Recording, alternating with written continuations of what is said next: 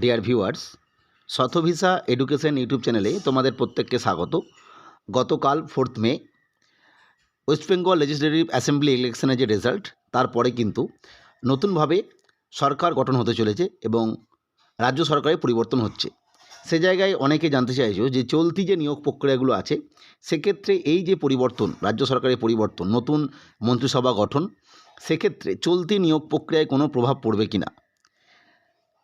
এক্ষেত্রে বলে রাখা ভালো যে নতুন যে নিয়োগ প্রক্রিয়াগুলো হবে, সেখানে কিন্তু একটা বিষয় অ্যাড হবে, যেটা নিয়ে আমি আগে আলোচনা করেছিলাম। সেটা হচ্ছে বয়সের যে ব্যাপারটা, যারা আপার এজ লিমিট পেরিয়ে গিয়েছিল তারা দীর্ঘদিন ধরে জানিয়েছিলেন বয়সের ক্ষেত্রে, সেটা কিন্তু বিভিন্ন ম্যানিফেস্টোতে নতুন সরকার জানিয়ে দিয়েছিলেন যে তারা কিন্তু বয়সটা পরিবর্তন করবেন। সেটা তো আলাদা বিষয়। পিএসসি মিসলেনিয়াসের ক্ষেত্রেও সেটা প্রযোজ্য হবে, সেটা আমি আলোচনা করেছিলাম, আপলোড করা আছে। মূলত যে পরীক্ষাগুলো বর্তমানে চলছে, SSC SLST exam 2025, primary interview যেটা প্রাইমারি টেটের এগেনস্টে হচ্ছে, ডাব্লিউবি কনস্টেবল যে প্যানেল এবং ডাব্লিউবি পিএসসি যে বিভিন্ন এক্সামগুলো পেন্ডিং হয়ে আছে, বা অবশ্যই এইগুলো পেন্ডিং বলতে যেগুলো আর কি পিএসসি মিসলেনিয়াস ক্লার্কশিপ রেজাল্ট বেরোয়নি, আরসিডিসের নন জয়নিং লিস্ট, এছাড়া ডাব্লিউবিসিএস গ্রুপ সি রেজাল্ট, এই বিষয়গুলো মনে রাখতে হবে। এক্ষেত্রে কিন্তু ডাব্লিউবি কনস্টেবল প্যানেল বা প্রাইমারি ইন্টারভিউ বা বিপিএসসি যে এক্সামগুলো রয়েছে, সেক্ষেত্রে কিন্তু কোনো সমস্যা নেই। যে হয়তো একটু দেরি হতে পারে, যেহেতু নতুন করে হয়তো স্ট্রাকচারালি পরিবর্তন করতে পারে বিভিন্ন বডিগুলোকে, সেটা আলাদা বিষয়, কিন্তু এর ক্ষেত্রে কোনো সমস্যা নেই। কিন্তু যে বিষয়টা ইম্পর্টেন্ট সেটা হচ্ছে এসএসসি এসএলএসটি এক্সাম, এই জায়গাটা কিন্তু মনে রাখতে হবে। এই জায়গাটায় কিন্তু ব্যাপক পরিবর্তন আসতে পারে, আবারও বলছি আসতে পারে, এবং আসাটাই স্বাভাবিক।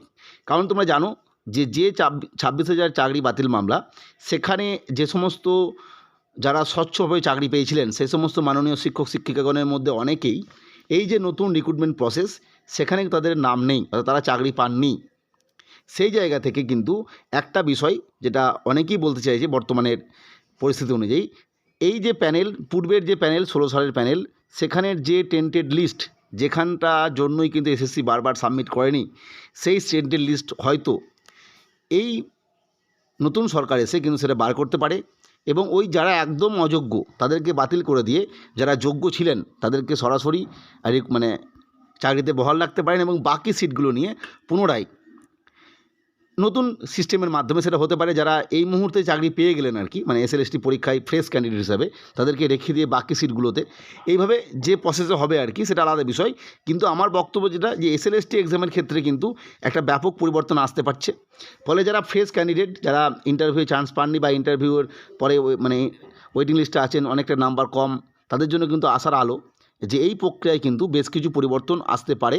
কারণ যেহেতু এখানে আমি বললাম, যেহেতু এটার মধ্যে ওই যে 26,000 বাতিল মামলা সেটা জড়িত আছে, এবং এই বাতিলে যারা যোগ্য ক্যান্ডিডেট ছিলেন, যোগ্য শিক্ষক শিক্ষিকা ছিলেন, তাদের মধ্যে অনেকেই নতুন প্রক্রিয়ার মাধ্যমে চাকরি পাননি আর কি, বা পাওয়ার মতো পরিস্থিতি তৈরি হয়নি। তো পরবর্তীতে যখন চাকরি হবে তখন তারা দেখবেন চাকরি পাবেন না। সেই জন্য তাদের কথা মাথায় রেখে হয়তো এই প্যানেলটা, মানে এই প্রক্রিয়াটার মধ্যে কিছু পরিবর্তন এনে ওই যে লিস্ট ওএমআর সিট, সেটা প্রকাশ করে এদেরকে পুনরায় চাকরিতে বহাল করে বাকি সিটে নতুন করে নিয়োগ বা এই সমস্ত বিষয় চলতে পারে। কারণ তোমরা দেখবে এই জন্যই কিন্তু এসএসসির ক্ষেত্রে যেটা হয়েছিল, এখনও পর্যন্ত মেডিকেল বা পুলিশ ভিডিও এই সমস্ত বিষয় নিয়ে কিন্তু চলছে, কোনোভাবেই অ্যাপয়েন্টমেন্ট কিন্তু ইস্যু করা হয়নি। যাই হোক, এগুলো মনে হচ্ছে আর কি। তবে প্রাইমারি ইন্টারভিউ, ডাব্লিউবি কনস্টেবল এবং ডাব্লিউবি পিএসসির এক্সামের ক্ষেত্রে কোনো অসুবিধা নেই, হয়তো একটু দেরি হতে পারে। আবারও বলছি যে স্ট্রাকচারাল কোনো পরিবর্তন আনতে পারে, আলাদা বিষয়, কিন্তু এগুলো যেমন ছিল তেমনভাবেই চলবে, কোনো বাতিল বা কিছু হবে না। কিন্তু এসএলএসটি এক্সামের ক্ষেত্রে কিন্তু ব্যাপক প্রভাব পড়তে চলেছে বা প্রভাব পড়তে পারে।